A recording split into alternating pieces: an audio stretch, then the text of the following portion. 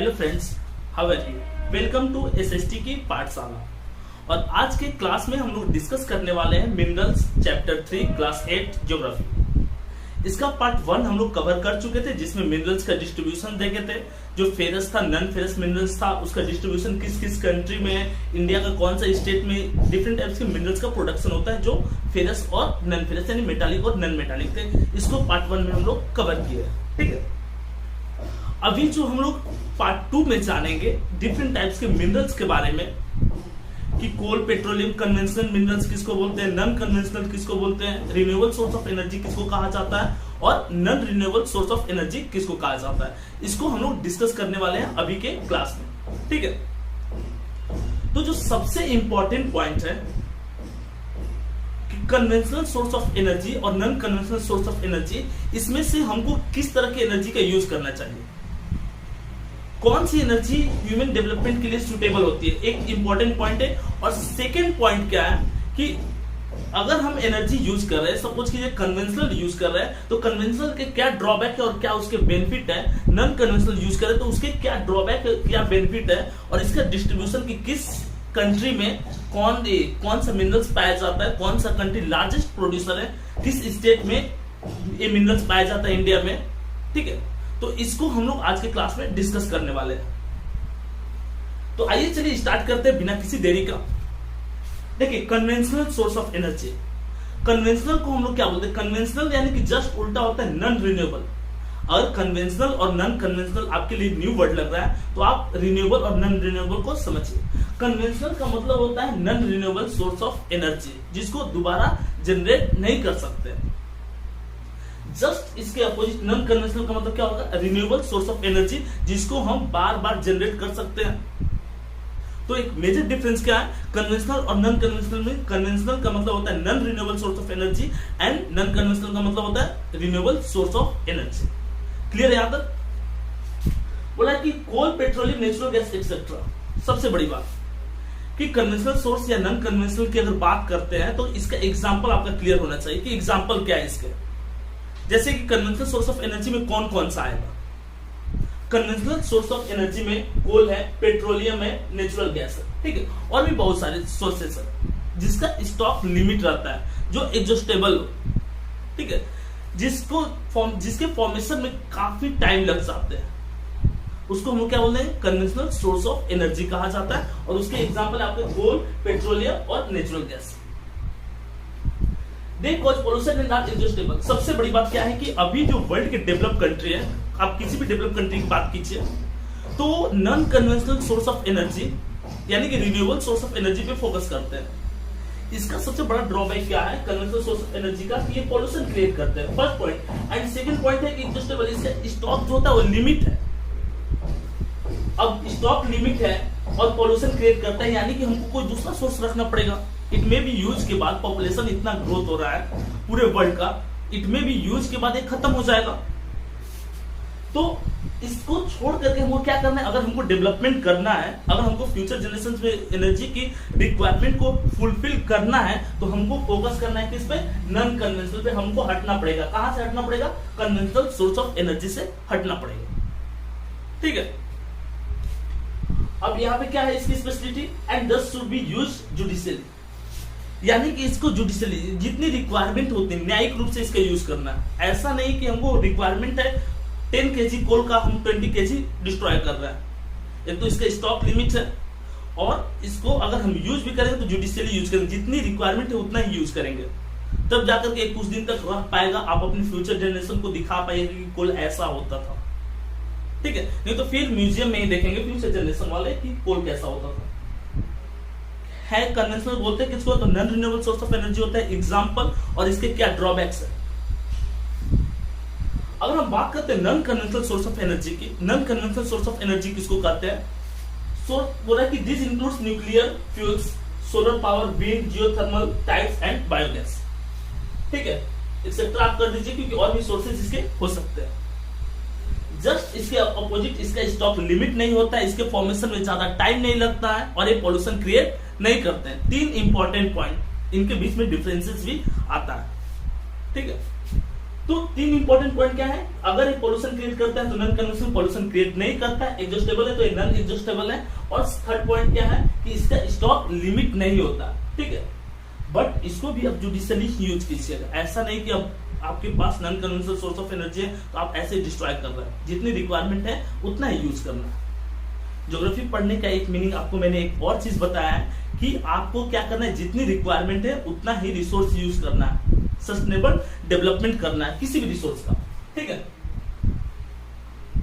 अब यहाँ पे बोला कि coal is used to make thermal energy, coal के मैक्सिमम यूज क्या हो सकते हैं, तो कोल देखिए, कोल का यूज है फैक्ट्रीज ये सब में, जैसे आयरन और स्टील इंडस्ट्रीज है, उसमें फर्नेस आयरन को मेल्ट करने के लिए भी कोल का यूज होता है। कोल का यूज घर में अभी तो बहुत कम, क्योंकि उज्ज्वला योजना जो प्राइम मिनिस्टर का है, उसके बाद बहुत सारे गैस विलेज एरिया में भी डिस्ट्रीब्यूट किया गया, गैस का कनेक्शन दिया गया। तो गवर्नमेंट की भी एक कोशिश हो रही है कि हम लोग यहाँ से कन्वेंशनल सोर्स से हट जाए और नॉन कन्वेंशनल पे फोकस करें, ठीक है। वो अलग बात है कि गैस जो है एलपीजी वो भी आपका कन्वेंशनल सोर्स है, बट वो पोल्यूशन उतना ज्यादा क्रिएट नहीं करता है जितना ज्यादा कोल। अब इसमें सोर्स कौन कौन से, न्यूक्लियर फ्यूल्स, जैसे आप यूरेनियम और थोरियम से काफी कम अमाउंट से आप ज्यादा एनर्जी जनरेट कर सकते हैं। सोलर पावर, सोलर पावर क्योंकि सनलाइट जो है आपको इजिली अवेलेबल हो जाता है, ठीक है। और सनलाइट इजिली अवेलेबल होने के बाद,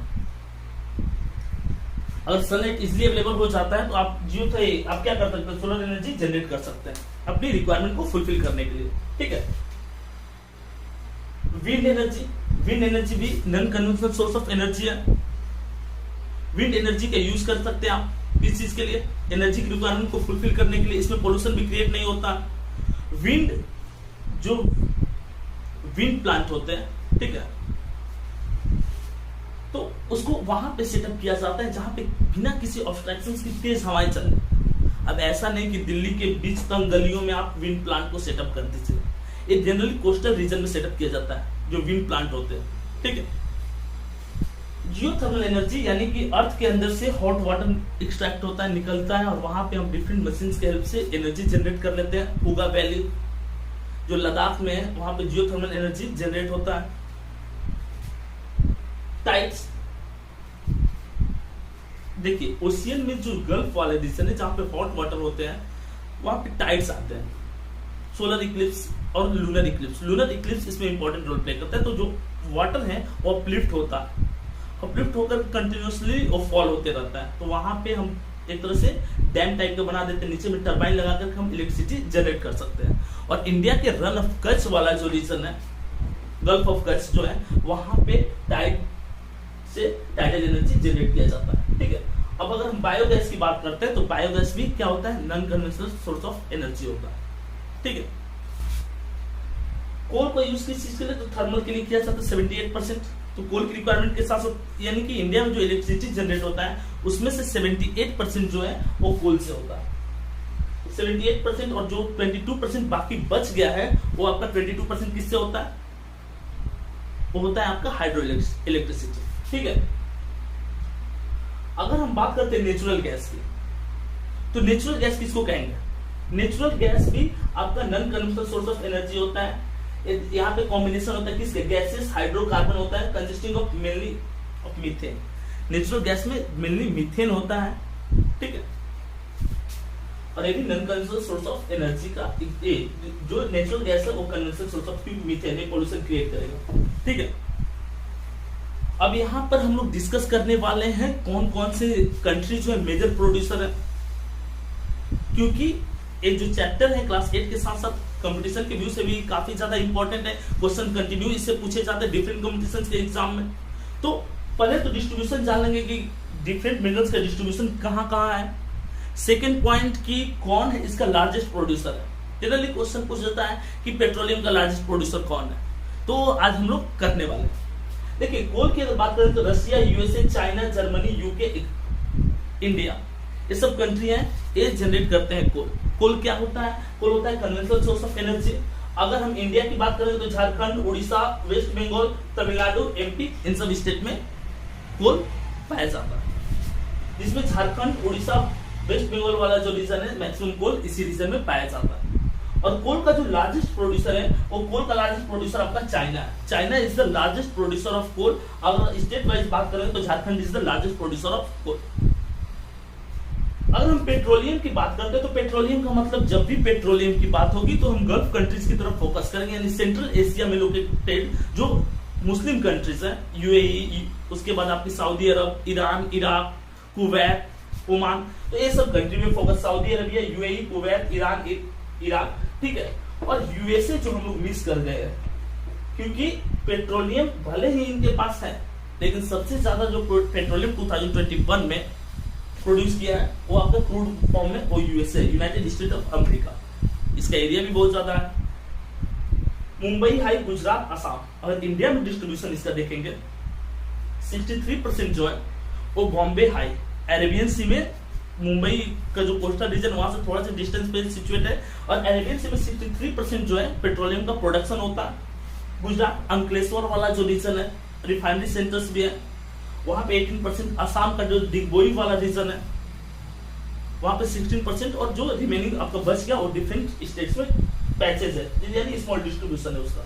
लार्जेस्ट प्रोड्यूसर कौन है? USA is the largest producer, China is the largest producer of coal. अगर नेचुरल गैस की बात करते हैं तो USA, Russia, Netherland, Germany, China, India, ये नेचुरल गैस के प्रोड्यूसर है। USA, Russia, Germany, China, Netherland, India, ठीक है। और अगर हम लार्जेस्ट प्रोड्यूसर की नेचुरल गैस की बात करेंगे तो Russia is the largest producer of natural gas. Russia क्या है? नेचुरल गैस का लार्जेस्ट प्रोड्यूसर है, ठीक है।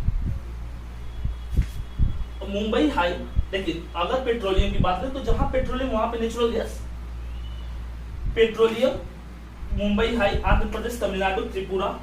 तो आपको डिस्ट्रीब्यूशन माइंड में रखना पड़ेगा, इसके लिए आपको बार बार रिकॉल करना पड़ेगा। मुंबई, आंध्र प्रदेश, तमिलनाडु, ये सब जो रीजन है वो नेचुरल गैस के लार्जेस्ट प्रोड्यूसर है। सबसे बड़ा और आपका मुंबई है। सोलर पावर, सोलर पावर की अगर बात करेंगे तो इसमें पार्टिकुलर स्टेट को डिस्कस न करके हम लोग वर्ल्ड मैप को अपने माइंड में रखेंगे।